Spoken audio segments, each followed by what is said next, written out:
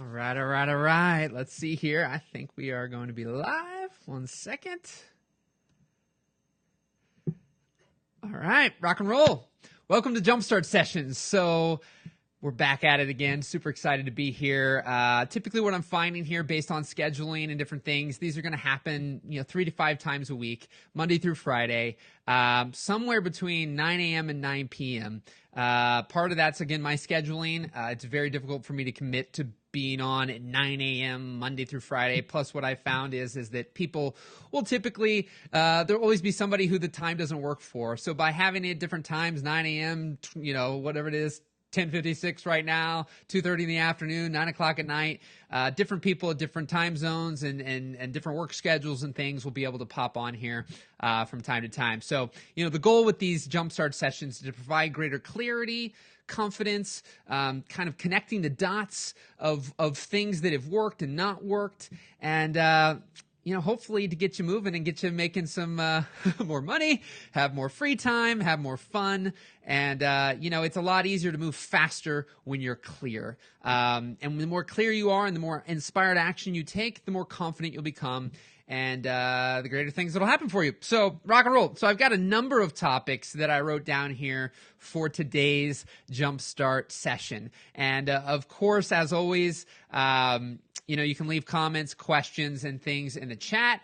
And I'll do my best. Hopefully they'll pop up here and I can see those and I can help take those on. In the future, I also plan to have people come on via audio or via camera, either dialing in or something with Zoom. I'm going to be experimenting with that. But if you'd like to be on a Jumpstart session where I interact with you one-to-one, let me know.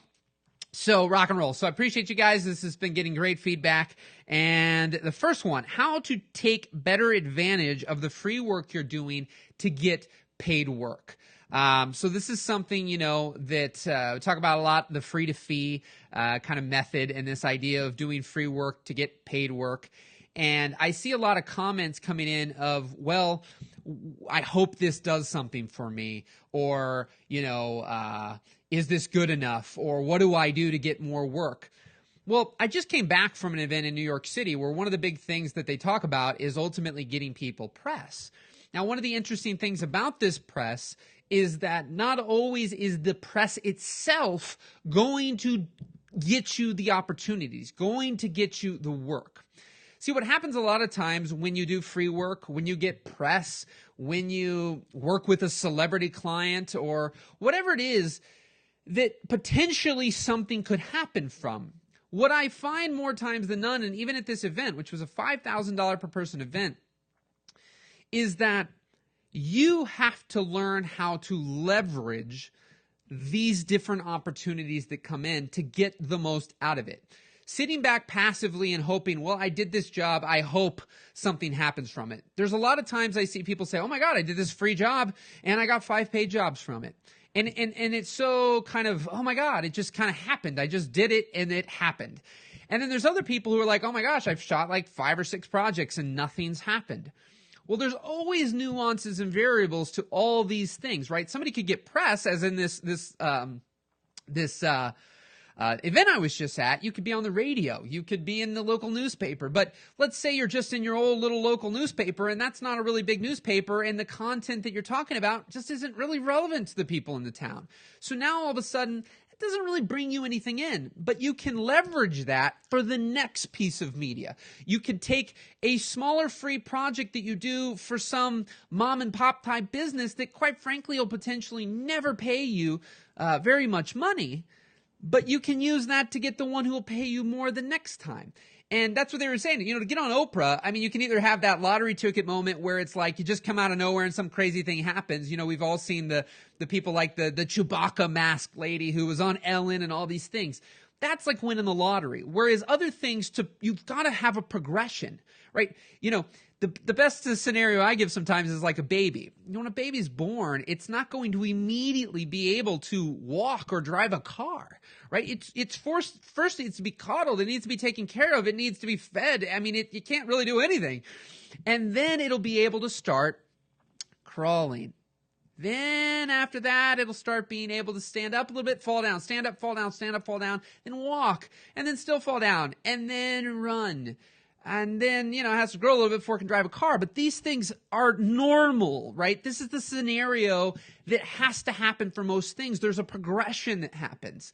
And I think sometimes when it comes to doing free work or automatically, as I'll talk about, doubling your rates and things, we think that we're just going to pop from, I've never done anything for anybody, and I just started, and I bought all this gear, and I bought the course, and I watched all these videos, and I'm going to do my first video for free, but I'm going to do my next video for $20,000.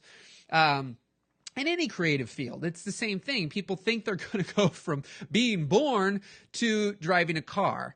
And it just doesn't work that way. There are rare scenarios that this can happen, but that is the exception, not typically the rule. And if you live for the randomness of some serendipitous thing happening, which can happen, you might be waiting around a long time versus leveraging these things. And one of the things I'm going to talk about is when you are able to create more of a vision of what's possible with what it is that you do. So specifically video, when you can go in and do kind of a sample or a teaser type of project for somebody, then one, in that specific niche, you can use that to now get other potential paid jobs.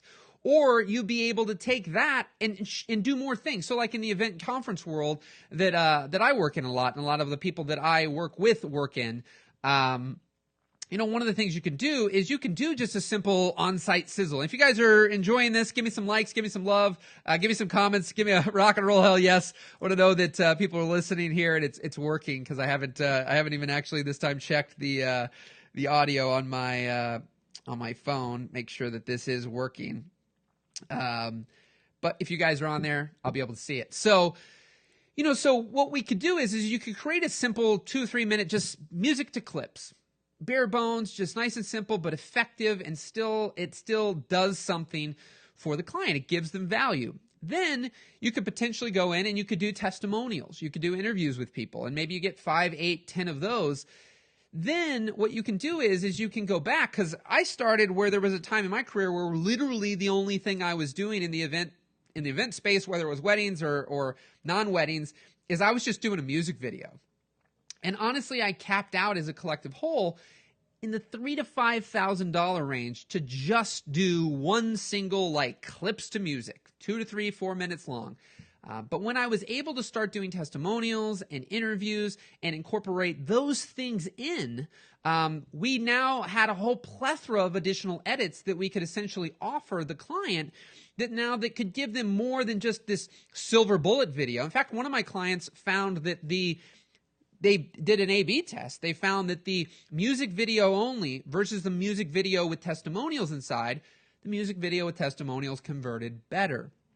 So the music video only is a great starter, get your feet wet type of thing to do, but then being able to add in, and what we'll do is sometimes the testimonial edit has multiple people inside of it and covers kind of multiple topics. Then we can go, okay, just one topic with multiple people. Then we can go just single people on multiple topics and do what we call kind of case study edits. So now there's all these other additional types of pieces of content that could be created and utilized in different ways through email, through their website, through social media. And those can be more powerful because you can hit different topics in different people. So now when you can create this vision, and I've given the Boys and Girls Club example before, where a lot of people kind of act like, hey, I'm the creative. Hey, I'm the videographer. And, I do this service. Do you need it? And we're asking the client, do you need it? And a lot of times, if they don't know what they don't know, then they're just going to be like, oh, that's great. It's fantastic to meet you. And we don't really need anything right now. And then what'll happen is that if you don't stay top of mind, you don't keep in touch, then effectively what's going to happen is that if they don't need your service for another 9 months, they may find somebody else. And at that time when they need it, you're not top of mind, and they find somebody else and they use them. And you're like, oh, what the heck? How'd they do that with them? Were they better? Were they this? Were they that? It might have just been they forgot about you. And so by being able to keep in touch and stay top of mind, now you have that better, and not only that, but when you're having the conversation, create the vision for what is possible. So like I said with the Boys and Girls Club, it's not just, hey, I'm a videographer, do you need a videographer for your Boys and Girls Club? But rather understanding their business is that and this is something I tie in here too. This is where, do you want to learn these things? There is an enormous amount of talk around the gear and the technology and what's being used. If that is your greatest passion and you have no desire whatsoever to learn about these other things, you are better off being a freelance camera operator or a freelance editor and being hired by somebody who is phenomenal at getting the work and selling the jobs and creating the vision and doing all these other things. And all you got to do is show up and shoot, or all you got to do is edit. And there's no right or wrong answer in any of this. I just think that if one's eyes glaze over when having to learn about these other things and have these conversations with people, then you have to really question no matter what. And outside of being employed, which once you're employed, you still have to sell yourself potentially to get employed. Then once you're employed, you just show up and do your job every day. Or you have a whole bunch of different people that are that you can, be contracted by. And so you only really have to sell and build relationship with these people once and then maintain it, but you don't have to resell to them all the time. It's just like, hey, here's the edit. Here's what we got going on. It's $700, but you don't have to sell them on the vision and how they can use the videos and all these other things. So that's why I just question, you have to keep that in mind when you're thinking about these things, because that's going to be the difference between a person who goes in, like I said, a Boys and Girls Club, just says, hey, I'm a videographer, here's some videos I do you need video? Versus the videographer who's able to come in and create a vision of what could be done with video and how it would help them raise more money, what things they could do with the video so that it raises them more money. So these are just things to keep in mind, and that's where I think that it's something not talked about a lot, but people take for granted, because these are the difference between being a camera person that's going to get, a camera person or editor who on the average project is going to get on the low end maybe $300 to $500 and on the high end $1,000 to $2,000 for either a single day to do something. And I guess with editing, it can depend. I mean, you could have an editing project that you could get $5,000 to do. But that's the difference but more than likely, you're not going to get a $75,000 editing project. There's going to be a $75,000 project, and within that, there's a budget for shooters, editors, the rentals, and all the other things that need to take place. So it's just something I like to plant the seed, because I think, again, on the aspect of clarity, if we are sitting here confused as to why we're not making any progress, and we're more like a rocking chair just moving back and forth, so we're really busy but nothing's really happening, it's because we don't have that clarity. If we're not clear, we can't move forward with inspired action that's going to make things happen for us. So kind of the next topic here, procrastination through perfectionism. So what I find is a couple things here with procrastination and perfectionism is, one thing, when we try to be a perfectionist, what I find is that we could argue, well, we want it to be right and we want it to be great and, all these nuanced things. But what I find is that it's really disguised as a protection mechanism at times, so that we don't have confrontation, so that the client doesn't reject us. There's a lot of negatives that are sometimes subconscious that we don't think about when it comes to us wanting to perfect the project. It's not quite done yet. And there becomes a law of diminishing returns anyways, because one person could edit, if two people were given the exact same footage and the exact same kind of list of things to do and how to create it, the vision to create the edit. One person can do it in 3 hours and one person can do it in 8 hours. And you could show those two videos to the client, and you could have, one client that essentially says the one that was done in 3 hours is better than the one that was done in 8 hours, right? How quickly or how long you take actually doesn't dictate the quality of something. You're perfecting something, the color grade, for an extra 4 hours doesn't mean the guy who can do it in 40 minutes doesn't mean yours is better. And I've seen this play out time and time again in my own career. And something that I would encourage you all to do as well is, at times our clients, and this is not to not do a good job, it's always to do your best. But what I find is that at times and again, guys, if you're enjoying this, little feedback here, just some likes and love, make sure that it's working. Always try to just check in with you guys. Make sure you're enjoying it. Let me just double check that this is working in here as well. Let me pull that open. Perfect. Let's see here. All right, perfect. So, so the thing is that a lot of times we want to get ahead of it. We want to be like, oh, well, we didn't do this color correction yet, or there's some shots we got to tweak, or the audio's not quite right. And there's all these things that could be done. And I get it. There's always going to be things that could be done. But what I find is that we plant these things now into the client, and you can almost guarantee they're now looking at all the problems. Right? They're looking, there's obviously something wrong. So you're never going to, because we've had a lot of clients where we essentially only have to do one draft a lot of times. Now there's times where we do more than that, but there's a lot of times we don't, because I'm not planting all these seeds that there's problems and you need to fix it. I essentially just, here you go. And it's the best foot forward. And now there's times where we make changes, but if you better guarantee that more than likely you plant the seed that there are problems with it. There are things that could be better. There are things you haven't done. They're going to see those things and they're going to be like, oh yeah. I had a musician buddy of mine one time and basically he showed me 10 tracks of a song. And I listened to the 10. Now he didn't tell me anything actually, but I'm listening to him and I go, I got no idea what's wrong with these things. Like, I can't even tell what the difference is from song to song to song. It's like 10 tracks of the same song. And to him, he had spent hours upon hours making tweaks so that each one of these songs had differences. But they had differences to him, not differences to me, because I don't even know what I'm listening for.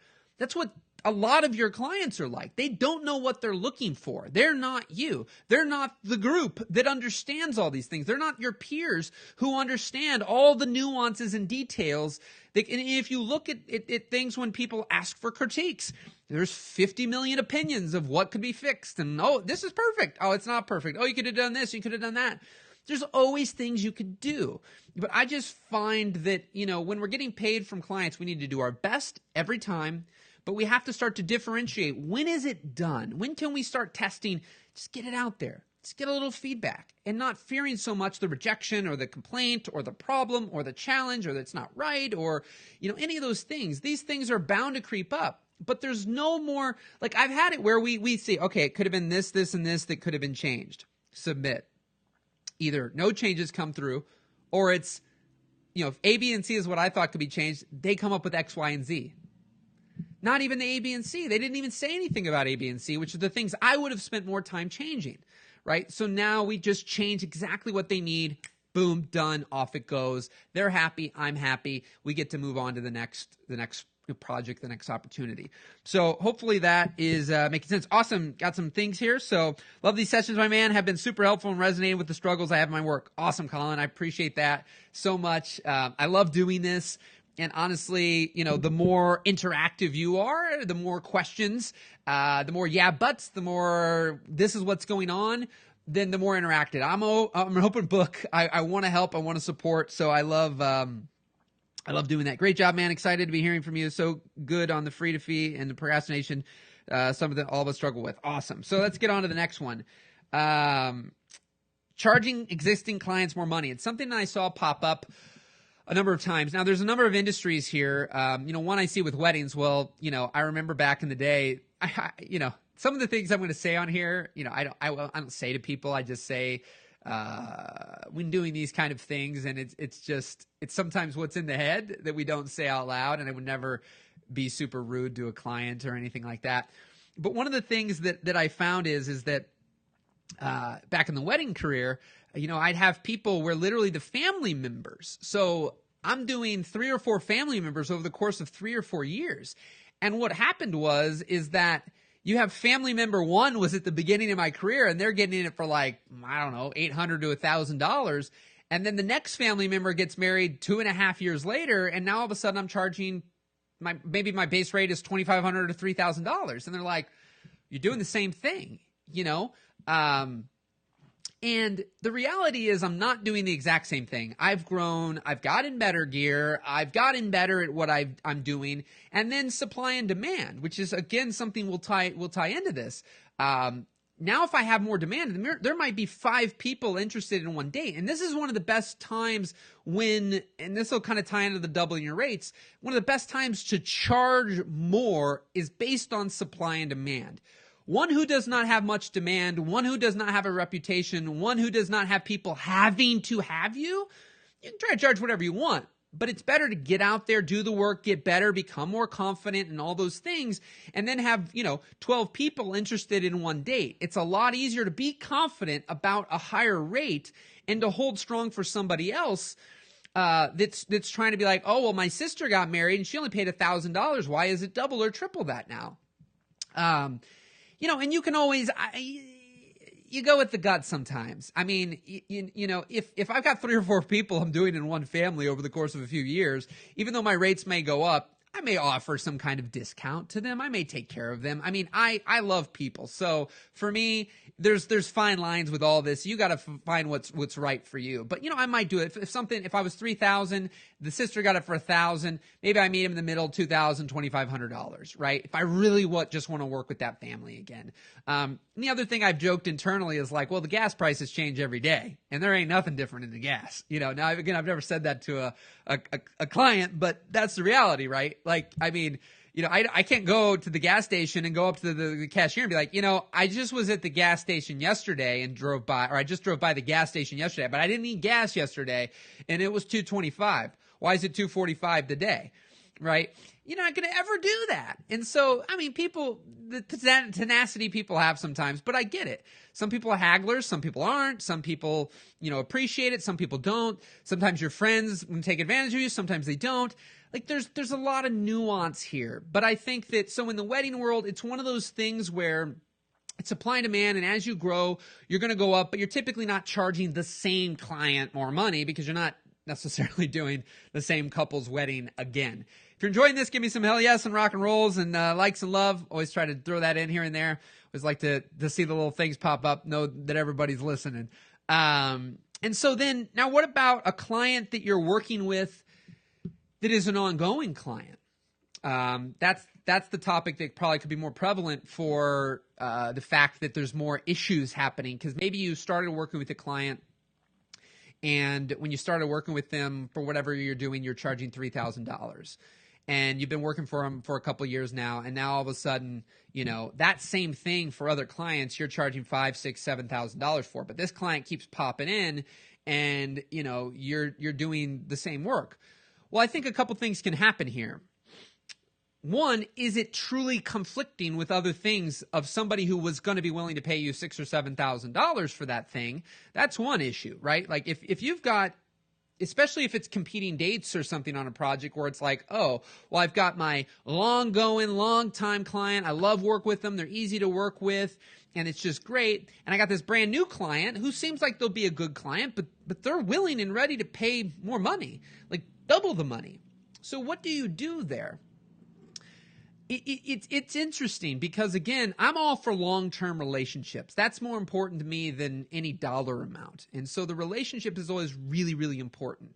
But I think it's something that the longer the value has been built up, I think what I've seen and seen through others is that if you've worked with somebody, and let's say you've done the same thing for them and your rates haven't changed and it's been 2 or 3 years, the likelihood is if you can just have the conversation with them. This is the biggest thing with clients in general, is that we have all this behind the scenes banter. We go to a Facebook group, we go to our friends, we go to our peers, and we moan and complain about a client taking advantage of us and doing all this stuff and abusing us, and they won't pay this, and they're making us do extra work, and they didn't pay for it.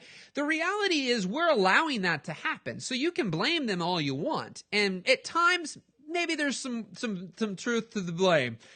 But there's a lot of times we're just fearing confrontation and we don't want to have a conversation. And by proxy, we're more likely to complain and do it and be taken advantage of than we are to have a conversation and work it out. And these two different scenarios, I'm saying, one with the price over a few years, if you have the conversation, they're like, yeah, absolutely. And again, maybe you can meet in the middle. It's not that you take them from a $3,000 and say, well, I'm charging you $7,000 now, but maybe you inch up. I mean, I've had different clients where year after year, I've gone up by, we've shot their events and we've gone up by $250, $500, even $750. And then on top of that, when we added new value, because I grew and I'm like, oh, well, we've been doing this one video for you for $3,000 for the last few years, or we've got it up to $3,750 or something. But hey, here's all this other stuff we could do. Now, all of a sudden, you get more money out of that client, not because you just charge them more money for the same thing, but because you're actually able to do a bunch more different types of videos and creations for them that you can charge for that. And so that's something, are we still working here? That's something to consider as well. How do you deal with clients that are not putting forth the effort you need to produce the video to an acceptable quality? Lack of communication, not willing to bring on more equipment, wanting to keep it all in-house. Okay, so there's a number of different things happening in there, Preston. And so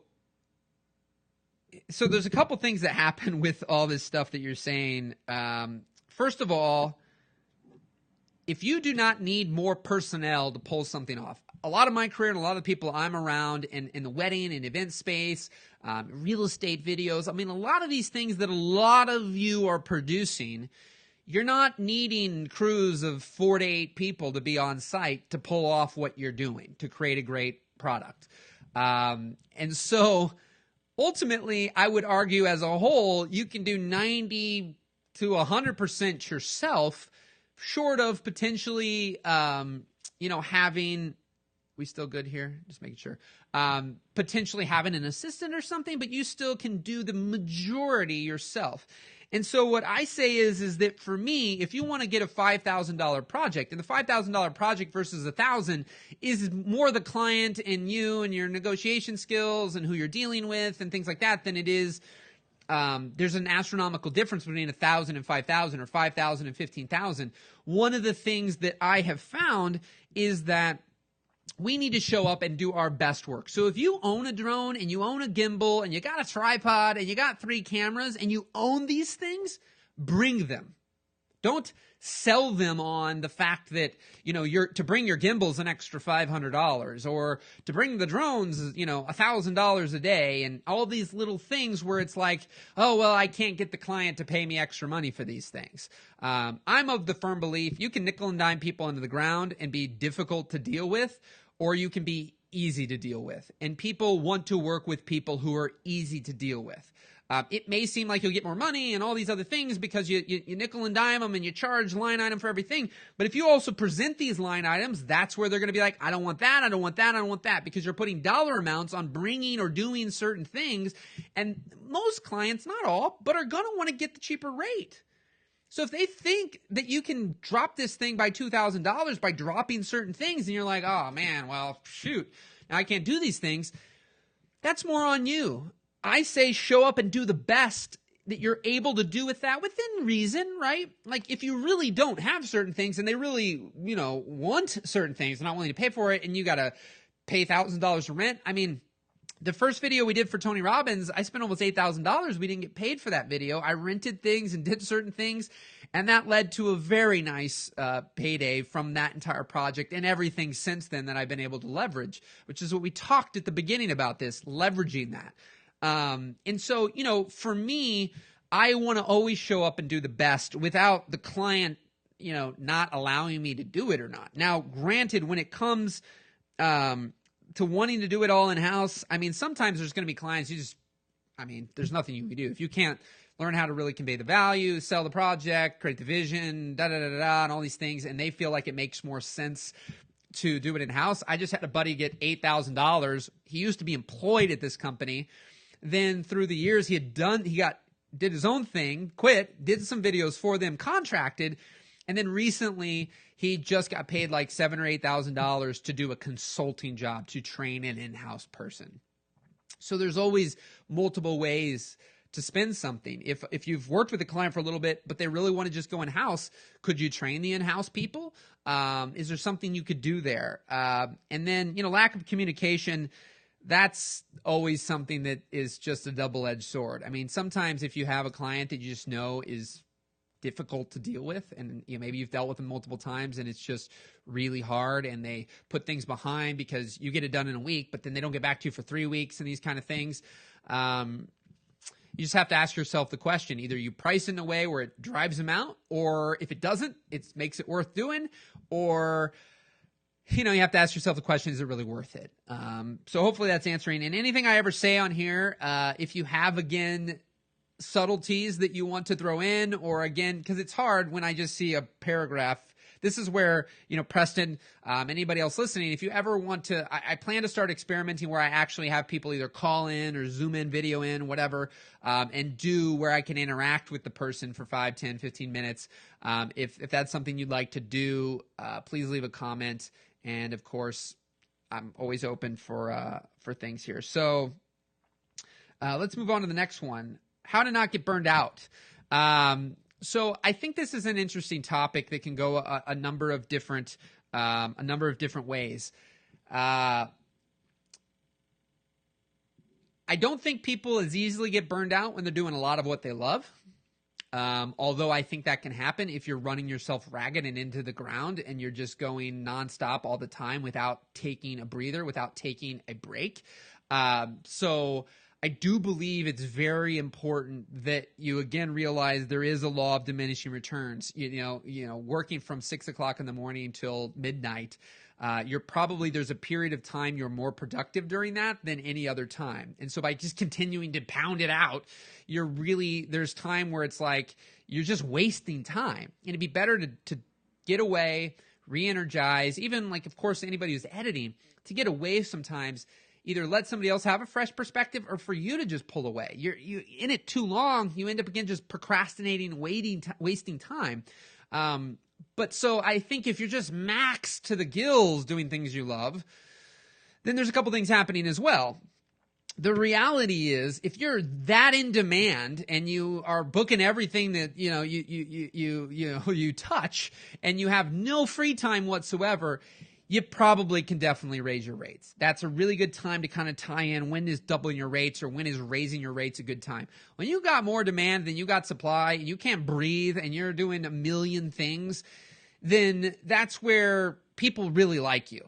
And you're probably too cheap because everybody's just saying yes and everybody wants a piece of you, and you just run out of time. Now that's a good time, like I said, where you can raise your rates. People who double their rates and don't have, they worry about losing things. Well, yeah. When you only have a few clients, you lose everything, right? But when you got, in the beginning of my business, there was a time where I had 300 or 400 transactions and clients, and it made me $60,000, and 1 year $40,000. There was a year we did almost $400,000 in 1 year where we had 30 or 40 customers. So, but the rates went from getting $50 and $25 and $500 and $250 of things to getting $15,000, $8,000, $6,000, $30,000 for things. So that is a really great time to be able to, it's more than likely, let's just say you had 50 clients and you doubled your rates. Well, you could lose 50% of them, only have 25 left over, and you'd still, make the same amount of money. And the likelihood is, if people really like you, depending on what you're doubling from, right? $1,000 to $2,000 is not a crazy doubling. 50,000 to 100,000 is crazy doubling, right? And so it kind of depends on where you're at, right? A million to 2 million is a huge amount of money. So it really depends on where you're at to how crazy your doubling or raising your rates really is, and the fear behind losing, because the biggest thing you get going with these companies is you want to not have to get a job. You want to be able to keep doing what you love. The problem is you fear certain things about rates and losing people. And I always believe in the beginning, when you get your feet wet, the greater clarity, the greater confidence you have, the greater strength you have in a specific niche, and you're great and excellent at something, then you can charge more easily, because you're going to be able to convey that in a conversation. But the less you know, then you're more just throwing out numbers with nothing internally to back that up. So Colin says, thoughts, experience on charging by the hour for production and editing. I absolutely have thoughts on that. I am not a big fan of per hour charging for anything as a collective whole. I think that it's a disservice to you and to the client as a whole. Because first of all, when you just start saying, well, it's $250 an hour for editing, some people will be like, oh my God, I don't pay my lawyer that much money or whatever. They start looking at a video guy getting $250 an hour. Are you freaking kidding me? Now, some people won't, right? Depends on who you're dealing with. But at the same time, you are disadvantaged by going faster, right? So if you're really fast, but the value's there and you should get, like one of my editors, if he gets $400 to do something and it only takes him 4 hours to do it, my client's happy. I don't care that he made $400 or $100 an hour. I don't look at that. I think it's a fair value to give him. If it would have taken him double that and he got $50 an hour, he's still making good money. But I want to incentivize levels of speed and efficiency because sometimes for the same money, you make more money. When I went from $3,500 for a wedding and it took me 50 to 80 to 100 hours to complete everything that was necessary to get that $3,500 versus it taking 20 hours to get that $3,500. I didn't need to charge more money. And all of a sudden, I'm making more money, making more per hour without doing anything but shifting some things around, simplifying, and charging more or charging the same for more or less work. But again, I like most things to just, I'm more of this unlimited type of guy, as a collective whole. So it's just like, and that's where if everything you do is different all the time and you have zero clue how long things are ever going to take to get done, then as a byproduct, now all of a sudden it's like, you might have some issues there with what you're charging to do things. But that to me can be a learning experience because not everything should be so custom and so from scratch that you have zero clue how long it should take to do something. But for me, if you're going to charge for some extra changes, well, let's say it only takes you 10 minutes to get the changes done. You're going to tell them it's $75 an hour and then you're going to charge them $75. Well, it only took you 10 minutes. I just rather be like, each set of changes is $150. Now they don't know if it takes me actually in 3 hours, 3 days, 3 months, 3 minutes to do the changes. This is just how much it takes. This is how much it costs. So I'm just a big proponent of learning how to find ebb and flows with your pricing, and it all kind of works out where, you're giving rates that kind of allow you some flexibility. Sometimes you win way bigger and sometimes you lose a little bit. But at the end of the day, it balances out. And I think it's a win-win because you're not motivated to be slower. Your client's not necessarily tearing it apart because let's remove a couple hours or why are you charging that? It's just, this is what it takes to get it done. That's just like with shooting. I mean, depending on where you're at in your career, I don't believe anyone should go less than a half day to do something as a shooter because the reality is unless something's like down the street and literally you're going to be able to walk in 5 minutes before you start and then you're going to shoot for an hour and then walk home in 5 minutes and use their cards and you're done, okay, that's a true hour. But the average shoot, the average project isn't going to just take only an hour. It's going to take 3 to 5 to 6 hours between the times you're going to be conversing, getting there an hour before the shoot so you can get prepared. You're now there, maybe it takes you an hour to drive there. You're there an hour before. It's an hour shoot, break down an hour, another hour to get back. You haven't even done maybe anything with the footage to upload it to Dropbox or get a hard drive. And now, you're already 4, 5, 6 hours in. So I hope that makes some sense, my man. All right. Awesome. So James says, and if you're enjoying this again, some likes and love. I just like to always see that people are getting something out of it and give some hell yes rock and rolls in the comments. So I've done 3 videos for free for a home contractor. He wanted me to do another video. So I said, this one will be X amount. He said, okay, well, you need to shoot on Monday. I showed up and shot it, finished the video. He wanted it, but I said I've done 3 videos for free and this one will be X amount like we discussed. I said I can't deliver the video unless payment is made. Been 2 weeks and nothing. I think some people will take advantage of videographers start out. Sure, they will. James, absolutely. There are people I would like to know up front because I've done a presentation in here before about good and bad free work. I find that the free work I do when I'm reaching out is the best free work I ever do. And typically, I don't as much get taken advantage of because the reality is I'm a giver and they're receiving rather than they come to you and go, hey, man, I'm going to hook this up, whatever. You give me this. I know some people. Those people, exceptions, they will take care of you. Rule, as I've seen, they're takers. Their goal is not to take care of you. And so are these people good or bad? I don't think, again, some of this is us allowing. If we keep doing it and doing it and doing it, you're kind of giving the pretense that you're just going to do it for free. And so it really kind of, depends there. But I just find that first and foremost, also, you shouldn't, as a whole, again, there's always nuance to this, of course. You hear me use that word a lot because I think that's where people go wrong. I've said rocks, sand, and a cup before. You put all the sand in first, it's hard to get the rocks in, but you just shift it around, put rocks in first, pour the sand in, you're good to go. That simple shift makes a huge difference. So when people just give blanketed statements to things, that's where there's problems that pop in. So for this, I don't typically suggest that people keep doing free video after free video after free video for the same client.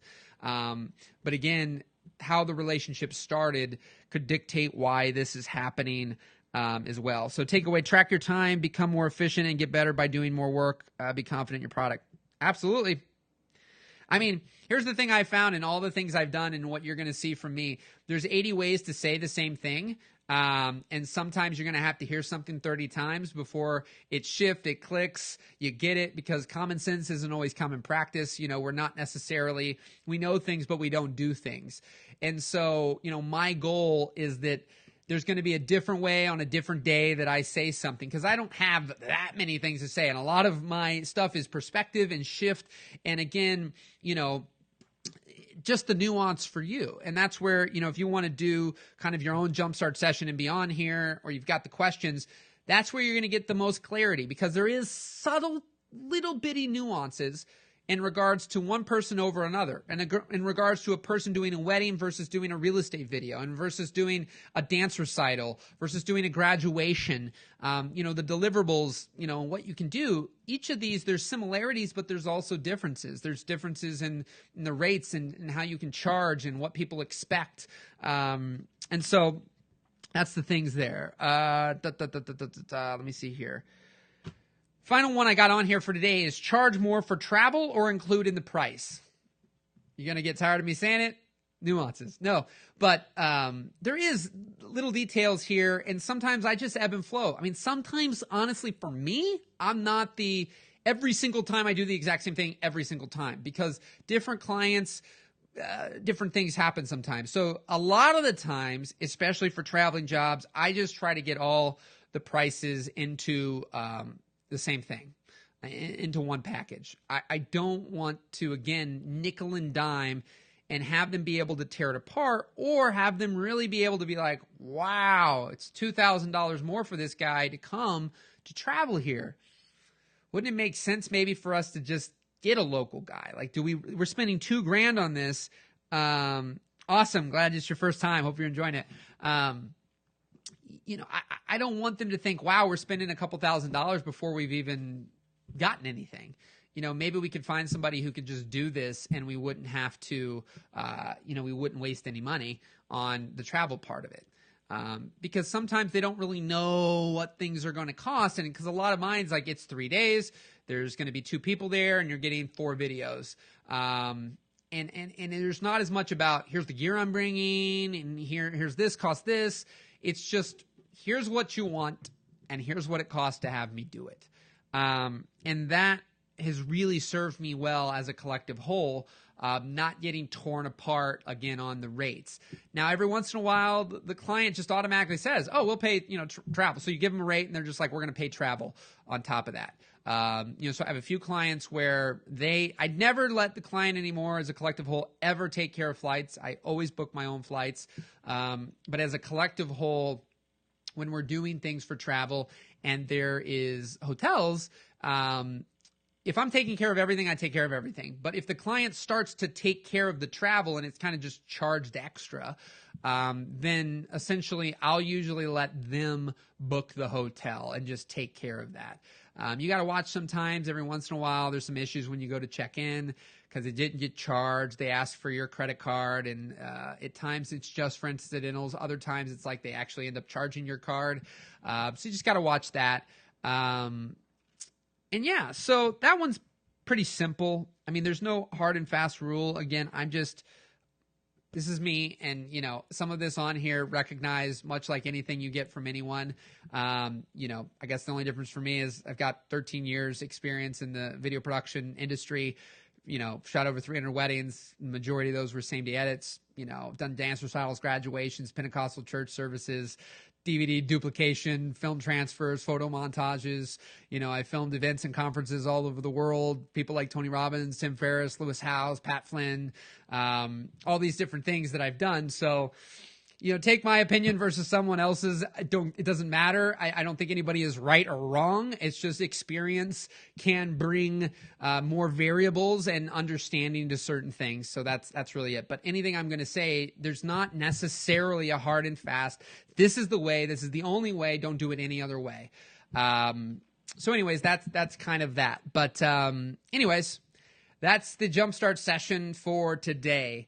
I hope you enjoyed that. Like I said, be sure to connect with me, reach out, leave a message if you'd like to be on a Jumpstart session. I'm still kind of messing with the technology a little bit to get that figured out so it's nice and seamless and smooth, so I can start having more people on and kind of do basically a one-on-one kind of coaching session with somebody. And other people can learn and observe, because a lot of times, you guys can learn best when observing somebody else who's kind of like you, but you're maybe not willing to do that at all. And so when you get to observe somebody else doing it, it can, in general, even in the group and everything else, that's why community is so powerful, because when we see somebody else winning, more times than none, it should be encouraging rather than discouraging. And it's kind of like Roger Bannister in the 4-minute mile. The first time he did that, he was one of the only ones, and then now it's like a normal thing. So anyways, if you have any questions before I pop on here, if you've been on here for a while, I'd love to know in the comments if this was your first time, if you've been on here multiple times. I love getting the feedback. It's very encouraging. One of my love languages is words of affirmation, so I love when people are enjoying things and getting a lot out of it, because I just love to help. I love to serve, and doing some fun stuff here with the Jumpstart sessions. So anyways, if you have any other final things, I'm going to get off here in a second. Give some likes and love, some comments. But if you have something, please leave it. There's a little delay, so I'm saying this right now. Take a little drink of water, see what pops in. Otherwise, more than happy to stay. I'm usually trying to do these 45 minutes to an hour. So if there's something I missed or something you want to follow up on, let me know, and we'll go from there. And I'd like to share this one video with you guys as well.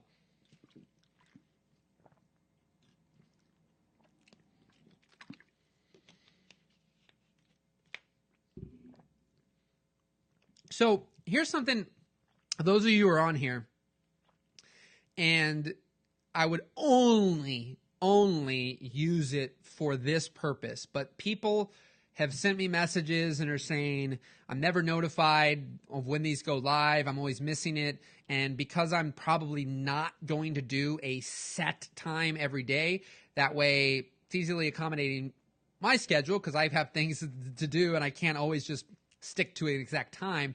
I'll try to do it Monday through Friday, usually 3 to 5 times a week, but they'll be at different times, which can accommodate different people. But some people want to be on here, interact, ask questions, or be on one. So I'm thinking about potentially starting to create a little text list or a little email list that the only thing I would do with it is when I hit the live button, that button gets hit and you just know that I'm live, and that's it. And that way, at least there's a more guaranteed way of doing that. If that's something you think would be helpful or you'd be interested in, let me know. Again, I don't have all the technology set up quite yet, but I just wanted to throw it out there because I've had some people message me and I thought, well, if Facebook's being kind of crappy about how they're notifying, then maybe that would be a good way. And again, I'm not going to spam you or anything else. It would just be utilized for that.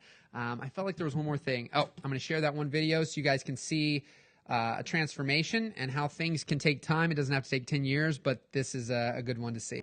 In 10 years, I hope to have a very successful business with my video production stuff. As you can tell, I'm not the actor. Not at all. I like to be behind the camera in front of this, putting stuff together. An amazing 2011. I started with nothing, and I've just surrounded myself with really good people.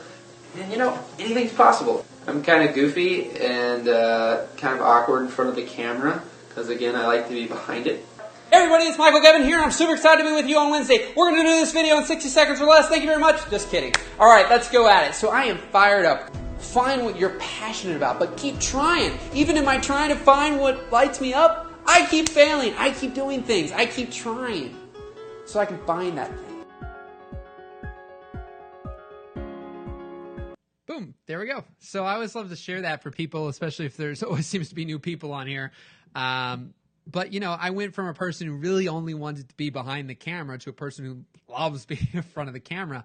But it took time, and it took doing things in life and experiencing, and it was quite an evolution. So anything's possible, I believe, for anybody if we put the energy and effort into something. A lot of things are possible. So I got a couple things here.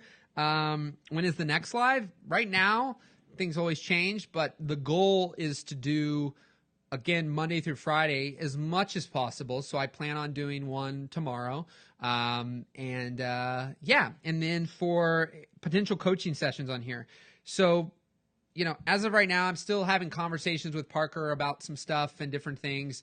But right now, all this obviously is, I'm just doing this inside the group, and it's not costing anything. So, as of right now, if you want to do that, I do some ongoing coaching and things that I have with people that cost money, but ultimately, and if you want to talk about that, send me a message. But for here right now, if you're willing to do it and you be public on the group. So what you watched right now, the only difference would be is there would be a time where you would have audio or video on here, and we would be having the conversation live for 20 or 30 minutes and just kind of digging in to what some of the challenges are and helping you gain some greater clarity on things.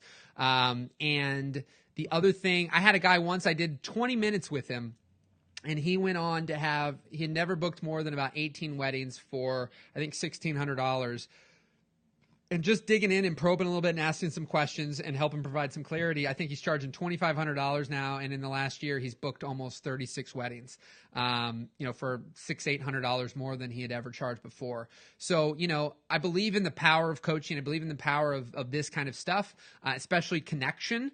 And so, if you want to do that right now inside the group, just send me a message on here, leave a comment, we'll connect. Like I said, I'm trying to get the technology squared away, and then I'll start doing it. And probably as more people experience it, more people will want to do it. But that's what I'm really excited about, because I can sit here and spitball on here for an hour, 2 hours, whatever, easily. But the ability to connect with somebody and really, really dig deep quickly, I think others will benefit, and that person will benefit a ton. So hopefully that makes sense, Melanie. Raina, I hope I'm saying that right, or Raina. Alan, welcome, first time. And Colin, appreciate you, brother. So I think that covers it. So yeah, so rock and roll. So just to recap, how to take advantage of free work to get fee work. I'm going to try to knock these out in 8 minutes. And we're going to do a recap of the final ones for anybody who is popped up on here at the end. Take better advantage of free work to get fee work. Create a vision.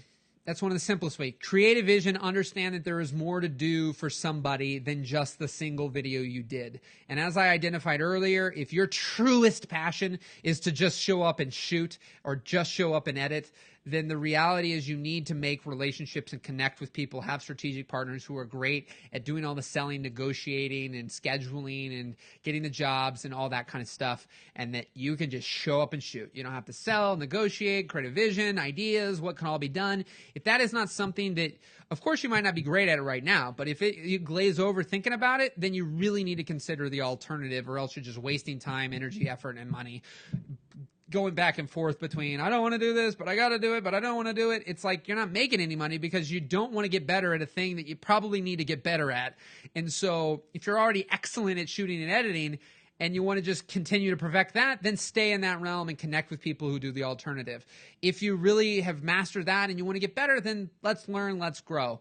And we'll take it from there. And that'll allow you to start charging more and all sorts of other great things. So procrastination through perfection, there's kind of a law of diminishing returns with things. And what I've found is that you need to have the ability to, at times, just get it to the client. Start experimenting with, you think A, B, and C is wrong. Let's see if they say A, B, and C is wrong. But don't tell them A, B, and C is wrong, because if you tell it, you plant it in their mind, and now they'll go, A, B, and C is wrong. You better fix A, B, and C. So we have a lot of clients that we get done in the first time we do it, the first draft, because we do the best job. We get to a point where it's solid, and we submit it, and we just see where they're at, see what they say. Because it's a lot easier to just fix exactly what they want fixed than it is to spend 5 extra hours fixing all these random things that maybe you think that there's a problem with it, but 18 other people might not. You've all left comments, or not all, but you've seen comments, interactions in the group, and the reality is there's always somebody with a different opinion. I'm not saying I'm right or wrong for sure, but there's always somebody who's got opinion. So you just keep it simple. You start experimenting, getting things out there, and you'll start learning an ebb and flow and not being so caught up in fearing kind of the rejection or denial or confrontation or problems that can happen if you don't have it perfect. Because perfect to you might not be perfect to me. Some people might be like, I hate your black shirt, man, and your background sucks too. Well, okay, that's great. And other people are like, I love your background. It's so nice. Okay, who's right and who's wrong? Who cares? All right, next one. Charging existing clients more money. This really just comes with time and ebb and flow, and there's a difference between weddings and somebody you did the sister 3 years ago for $1,000 and somebody you're doing the other sister now and you're $3,000. You got to find what feels right to you at times, because if all else fails and anything you're ever doing, go with the gut. Learn to trust your intuition, learn to trust your gut. If you don't have somebody like me or the group or somebody to give you an answer that you feel good about, go with what feels right. So if you're charging 3 now and you did a sister for $1,000, then charge her 2 if that feels right to you. I had a buddy holding an event. He's like, I don't have any deals set up for what happens if they want to bring a spouse? And I'm like, some people say, well, just bring the spouse for free. And other people are like, well, it's full price. And I said, just charge them. That's fine. Give them a deal. I know you'll feel better about that because you're getting something rather than nothing. But, rather than the alternative of somebody telling charge the whole thing. I want people to feel good about what they do. When you feel good about what you do, good things will happen. When you feel crappy about something that you do because somebody told you got to do it this way, probably great things won't happen for you as much because you'll feel real crappy. You won't be very confident in having the conversation about it. So there's a lot more there. You can check the replay. How to not get burned out. Well, I believe you need to take breaks. You just got to take breaks. But more than anything, do the most of what you love, right? There's nothing we can do 100% of the time, all the time, every day. But at the same time, the more time you spend in your area of excellence, your area of joy, your area of fun, your area of genius, the more time you're spending doing things you enjoy, the less likely you are to get burned out, because time's just going to evaporate and fly by. And it won't matter if you're working 8 hours or 18 hours. You're going to be loving it for the most part. I think we get more burned out from the things we dislike and having more disliking things that we have to do than things we like to do. And that leads us to burnout, because we get into business to have freedom and free time and do what we love, but we end up building something that has a lot of things we don't like to do, and that burns us out because we're like, this isn't fun. We get backed up. We have all these backlog of things to do, and we're terrified because somebody's going to chew us out and not be happy, and our business is going to implode. And so if we can find a way to do more of what we love and get people to help us with the things we don't, we're less likely to potentially get burned out. And doubling your rates, kind of talk about that. Double your rates, supply and demand. It's an easier way to double your rates. The more demand you have, just the easier, the more reputation, the more people have got to have you. If you have 50 clients and you double your rates, you could lose 50% and still make the same amount of money. Likelihood is you won't if you have great relationships and people like working with you. But doubling your rates also depends on where you're at in your pricing. 1,000 to 2,000 is not a big double. 10,000 to 20,000 is a much bigger double, right? So doubling and where you're at and how you're raising is, as I'll say a million times, there's nuances to it. Ask questions, probe at me, do a Jumpstart session with me, and we can answer yours specifically. And charge more for travel or include. it just really depends. A lot of times if I'm traveling, I just try to include it. I don't like to nickel and dime. That applies to travel or not travel, because I don't want people being like, oh my gosh, it's $2,000 for flights and hotel for this guy. Now, you might be at a place, I've reached places where people don't care at all. They just know they want me to be there. I was just in New York City last week. You think there's not talent in New York City? There absolutely is. So why did they fly me in and pay more money for me than somebody local? Well, on certain levels, depending on the variables, I don't have to charge as much as the locals, because my cost of living where I live is already cheaper than a guy who lives in Manhattan. So, there's variables like that. But at the same time, the reality is I don't want people to nickel and dime and remove things. So every once in a while, the client says, I'll just take care of travel. And they don't care. They know. They expect it. And I always have them book the hotel, but not the flight. But if I'm just taking care of it, they're not even adding it on or anything, then I just book both. And I think that covers it. We hit 59 minutes, 35 seconds. So rock and roll, my friends. Have a fantastic day. Thank you for joining me on today's Jumpstart session. If you've got questions or topics or things you'd like covered in the future, please hit me up and let me know so I can add that to the queue. And if you'd like to be on or be added to the list of somebody who could be on and have a session done with you, let me know, hit me up, and we'll go from there. So I hope you guys have a fantastic rest of your week. Much love. I plan on also starting to add this to YouTube and podcasts and other forms, because I've had people ask me about that, because, Facebook isn't exactly the best place to consume this content. So much love, rock and roll. Give some likes and love. Leave me a comment with what you liked most and what you got out of this session, and I will see you tomorrow. Rock and roll.